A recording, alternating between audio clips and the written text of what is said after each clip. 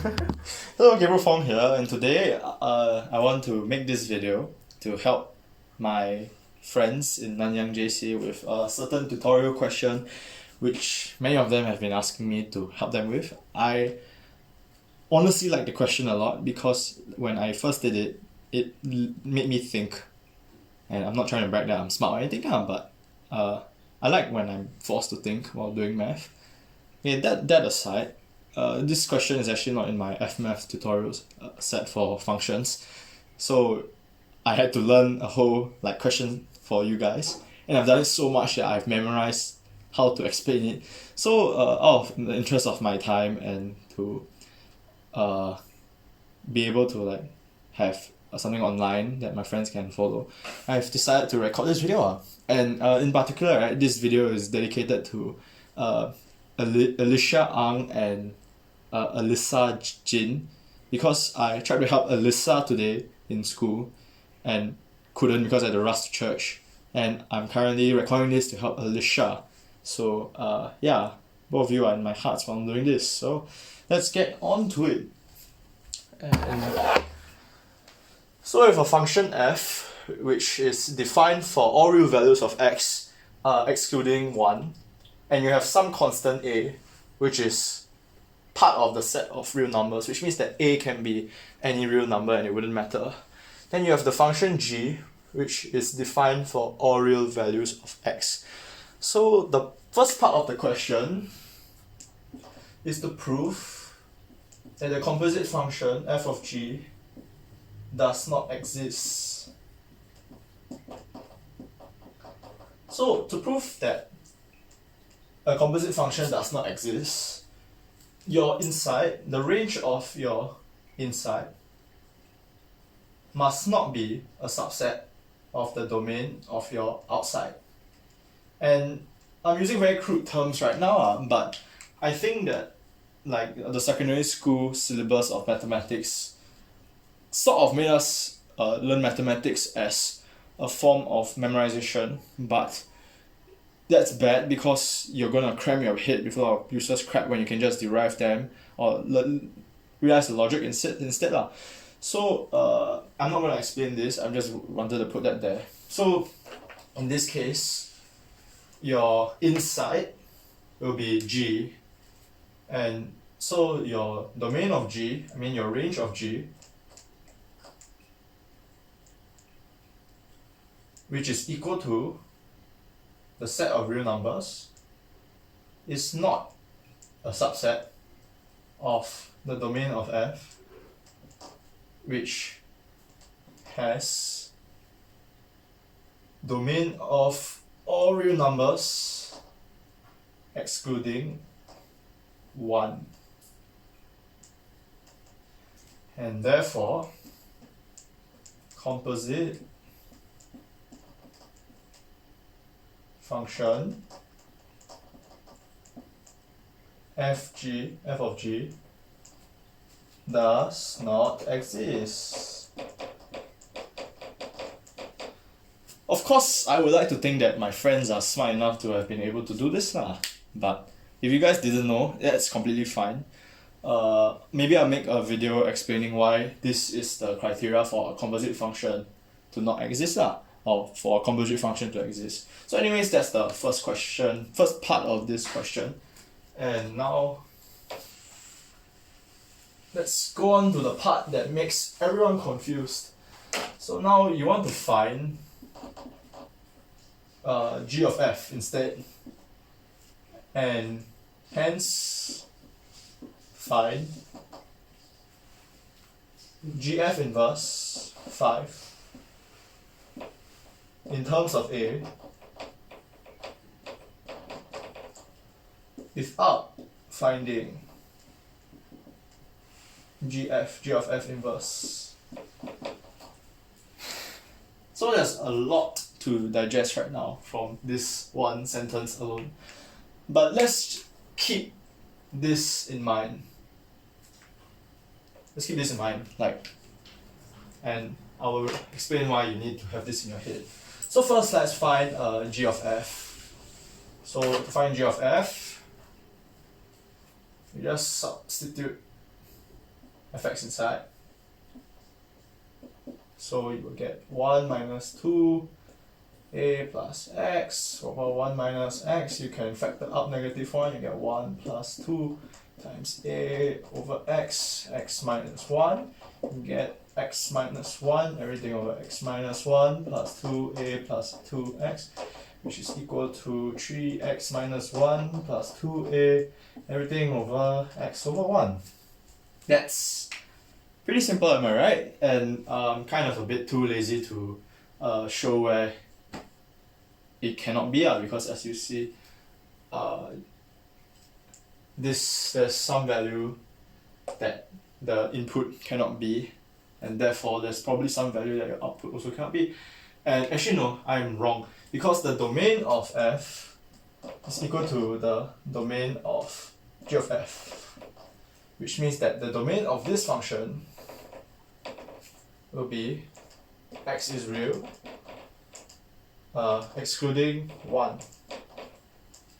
I'm so sorry for saying that I was wrong. So this is the domain of the composite function plus the rule. So let's keep that in mind. So now you want to find GF inverse. So if you think about it this way, right? Let's say you have like a coordinate system where for the graph GF inverse x, you have input and an output. Am I correct to say that? In which your x is your input, your GF inverse x will be your output. So let's say we have an input of x equals to 5, which means that on this graph, this coordinate exists. Because you're taking, this is the input and this is the output. Like this is like doing your like polynomial, and then you're trying to find out like 5 then f of 5. But as your inverse function is a reflection in the line y equals to x, this implies that on the graph g f x, the coordinates gf inverse, comma 5 exists. Because remember when you I wouldn't say transform a point but let's say like after a reflection of a point in the line y equals to x, you just swap the x and y coordinates and you can find the resultant thing on the inverse on the inverse. So in the case, the inverse will be g of f. The inverse of gf inverse will be g of f. So keeping that in mind,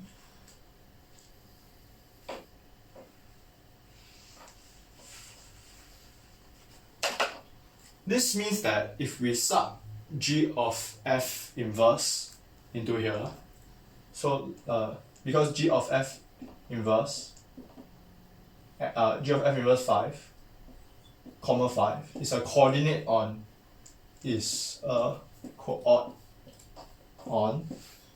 g f x. Because that is a coordinate on g f x, what we can do is we can just directly substitute it in.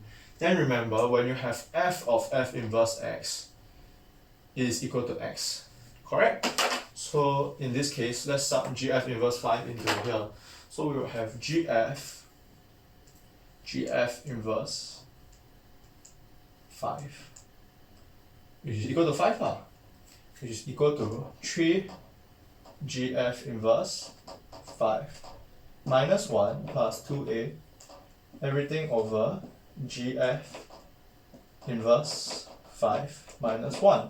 So we can just ignore this because we are more focused on wanting to solve for gf inverse 5 now. So let's solve for gf inverse 5. We multiply by gf inverse 5 minus 1, you get 5 gf inverse 5 minus 5 equals to this whole chunk of crap. So I'll just do some simplification. Remove the negative 5 over negative 5 minus 1 will give you 4. 4 plus 2a. You move over 3 gf inverse 5 to, oh no, I just realized that is covering. Oops, sorry. Okay, so we have 4 plus 2a. because if you take negative 5 and you move it to the other side, 5 minus 1 will give you 4, 2a remains. Then when you move the 3 GF inverse 5 over, you'll get equals to 2 GF inverse 5. So therefore, GF inverse 5 is equal to a plus 2. Ta-da! That's quite fun, right? So anyways, let's continue on with LIFO.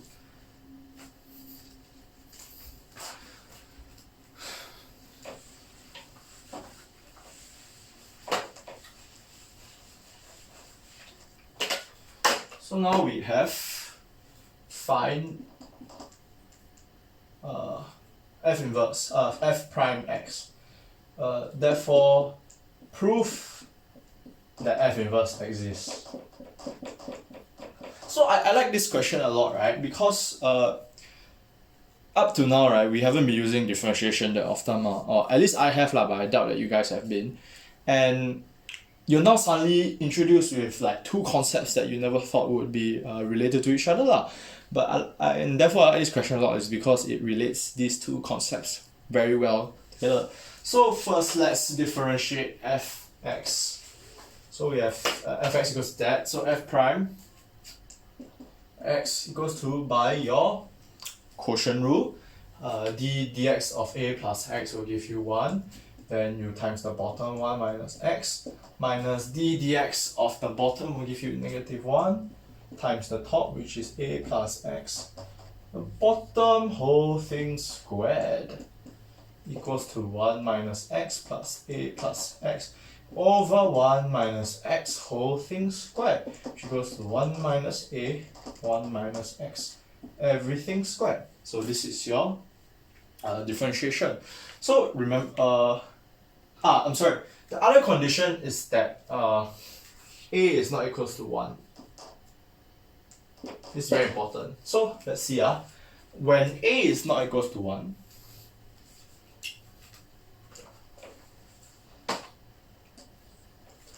when a not equals to 1, 1 minus x squared is more than equals to 0. For all x that is real, am I correct? Because this is your basic completing the square, and then you prove that, which means that the bottom is always more than 0. Or yeah, bottom is always more than 0. So we can just like let's say get rid of it. So we have something like f prime x inverted comma f prime x equals to 1 minus a. Because this is always positive, which means that f prime x is always which means that it sort of doesn't really change anything. So since that is always positive, actually no, sorry, it's wrong. Shouldn't think of it that way. Which means that 1 minus a over 1 minus x whole thing squared, right? The sign of this thing is dependent on 1 minus a. So let's say let's say a is positive. When a is a positive more than 1, 1 minus a will always be less than 0. So for all a more than 1, 1 minus a will be less than 0. Then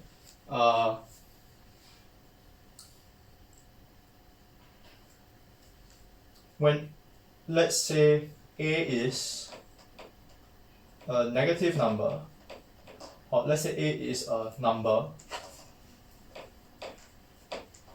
a is a number less than 1, 1 minus a will be more than 0 for all a less than 1. Does that make sense? Because you're just doing basic inequalities at this point. But if you realize something, right? 1 minus a will never be equal to 0. And that's very important because remember when you do differentiation, right? You have a lot of applications of it. So in this point of time, right, there are actually two applications of differentiation. Number one is increasing, decreasing functions. Number two is finding of turning points. So I don't know whether you guys realize this, right? But when a function is strictly increasing, means that as x increases, fx increases, there will be no turning point. And when the function is strictly decreasing, meaning that as x increases, fx decreases, it will also have no turning point.